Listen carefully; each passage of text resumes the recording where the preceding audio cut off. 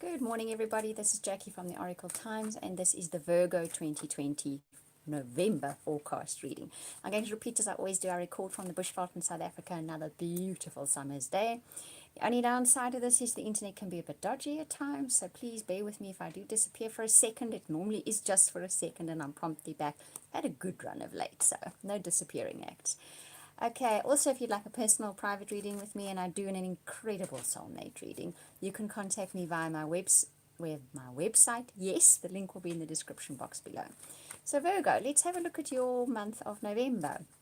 And your oracle cards for you, and then we'll pick a few tarot cards if we need some clarification on the oracle cards, and then we're going to be doing relationship reading, of course.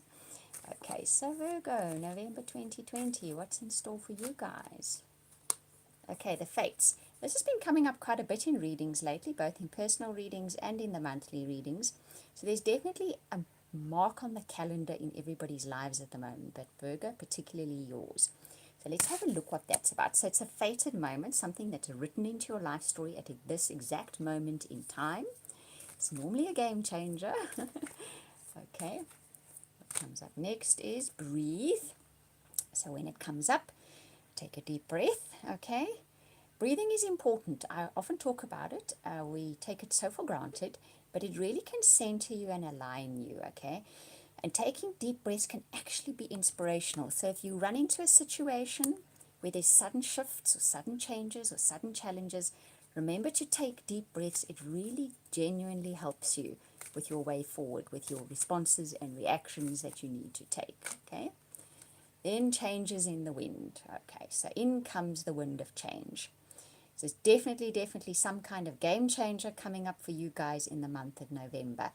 It might be a bit unsettling, okay, and it might be a bit sudden as well. Trust me, I will keep looking until we get some idea of what this is all about.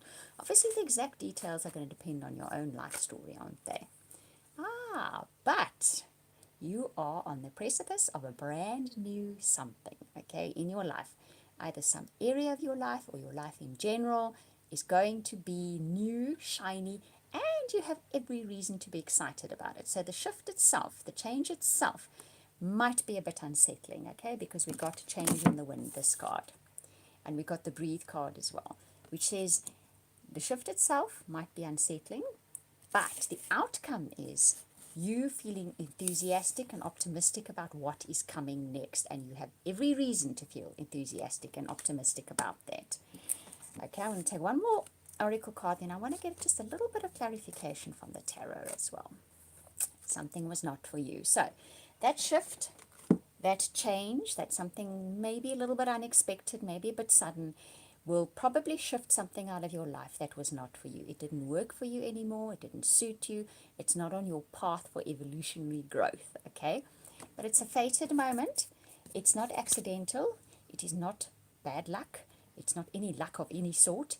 It's fated. It's written into your life story. At this moment and this time, you were taking that evolutionary step. Something was going to shift, going to change, possibly move out of your life. But what's left behind is enthusiasm for what is coming next. So that's the good sign of it. So let's take a tarot card or two and see if it gives us a little bit more insight into what is coming in here.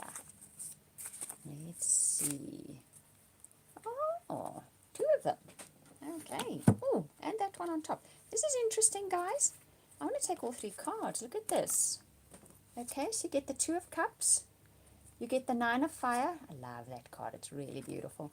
And you get the Five of Water. So what I see here is, first of all, the Five of Water is always about letting go, but kind of hanging on to some aspect of it, because you know what? It fitted like an old jersey with holes in it. What do you call them? You don't call them jerseys. You call them cardigans, I think, eh? We call them jerseys. Or pullover. In South Africa, we call them jerseys. Knitted out of wool, okay? Right. So there is a sort of a semblance here of not easily letting go of whatever it is that wasn't for you anymore. However, you do know it's time for it to move off, okay? You felt it. You possibly set those wheels in motion on subconscious level.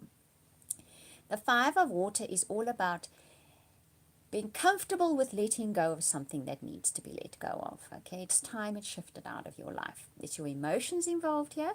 So physically, it's probably not going to be doing so much to you as it is going to be doing on an emotional level, but it's time to let go. But like I say, we tend to hang on to those jerseys with the holes in them because they kind of feel comfortable and warm because we know them so well, okay?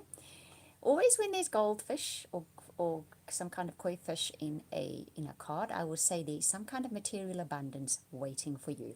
If you let go of hanging on to something that no longer suits you.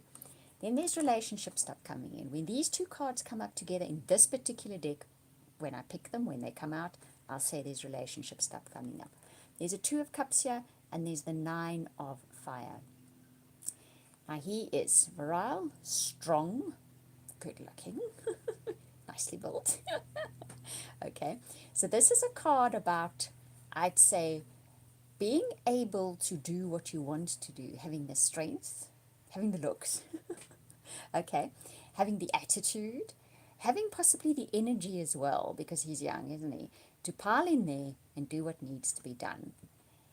There's relationship. This is related to relationship in some way. The Two of Cups is a bonding between two people, heart, mind, and soul. So this could be what comes after you letting go of something in your life that is no longer working for you. An existing relationship could really be re-cemented, or a new one that is kind of that soulmate-ish stuff can be moving into your life as well. It's not always about love, but it definitely can be with this card. Isn't it a beautiful card? Have you guys seen this? If you watch my channel, you've seen this card before, but you might not have seen this deck. I don't see it much in other tarot readings. It's such a beautiful deck. The illustrations. This card is just stunning. I think if you look at it long enough, the messages will come through for you. Okay, so we kind of recap that. So there's a fated moment this month, okay? It's stepping into your life. It is not bad luck. It's not good luck. It's not any kind of luck. It's written into your life story. It brings a change in. Sudden shift change. Something that is not working in your life anymore is being moved out of your life. And you're going to feel pretty positive and optimistic about the future after that. Despite the fact that letting go of what that ever is, there might be that tug of nostalgia or that tug of, but it was part of my life and I know it so well, but it's time it moved on, okay? If you let it move on, there is that potential for material abundance in some form. You have the strength, you have the energy, you have the good looks, you have everything to make this change and make this shift, okay? You have it.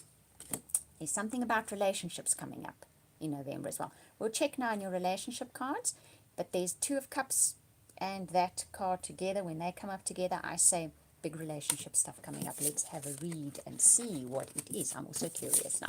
I've got a Virgo moon, so I'm curious. Okay, so let's see. Actually, I've got most of my planets in Virgo as well. I had an astrologer a few years back tell me I should be a Virgo. Could be. Okay, right, let's see. Oh, I'm a Libra, actually. Libra sun sign, but yeah, most everything is in Virgo. Okay, so let's see what's in relationships for you guys for Virgo in November. First up, engagement. So you reach a new level of commitment. Now, I'm not surprised. If we have that card, and let me get the other card, we have these two together. Definitely deep relationship coming up. In fact, I think I'm hearing quite a few of you may get engaged in the month of November. So if you know that's in your life story, you've been waiting for it, there's a very good chance it's coming up in November. Those of you in established relationships can really cement that bond in November, okay? There's something about November and cementing a good personal relationship bond in some way. So those of you not in relationships can very, very possibly, most likely, be meeting somebody who has long-term potential, okay? Soulmate. We should have known this one was going to come up, right? With that set of cards, it's inevitable. So this is soulmate month for you guys in November. All of you that are watching this are going to be crossing paths with a soulmate.